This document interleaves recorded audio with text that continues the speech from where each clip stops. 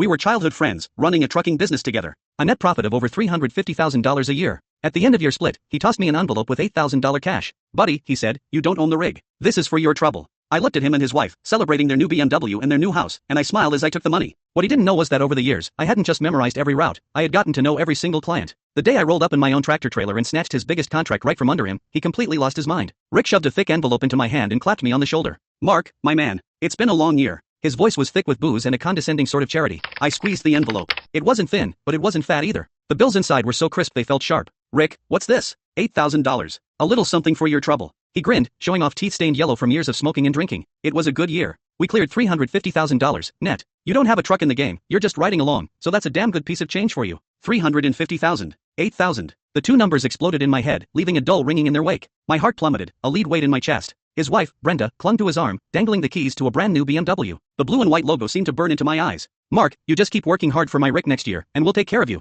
Her hand, with its fire engine red nails, fished a set of house keys from her purse. She tapped them against the floor plan of their new home. This one's 1,800 square feet. We close next week. You'll have to come to the housewarming. I watched the raw, unfiltered happiness and pride spilling off them. I felt like a ghost at their feast, a complete and utter joke. I forced the corners of my mouth into a smile that felt like cracking plaster. Thanks, Rick. Thanks, Brenda. I stuffed the $8,000 into my pocket. My hands were steady, but my fingernails were digging so deep into my palms I thought I might draw blood. The dinner was at the nicest steakhouse in town. The private room was stuffy with heat, and the food on the table was arranged like art. I had zero appetite. My mind drifted back to the endless days and nights on the road. The summers, when the cab was a steambox with no AC, and I had to chug lukewarm water and pinch my own thigh just to stay awake. The winters, when we were snowed in on some godforsaken mountain pass, gnawing on frozen sandwiches for 2 straight days. I once drove for 3 days straight to make a rush delivery, my eyes so bloodshot the whole world seemed to shimmer and shake. And where was Rick during all of that? He was at home, tucked into his warm bed, AC blasting, making the occasional phone call to manage me remotely. Mark, keep an eye on that load. Can't have any issues. Mark, schmooze the guys at the dock. Get them to move faster. Mark, the client needs a little something extra, you know what to do. I was the one who had to know what to do. I was the one who had to keep an eye on things.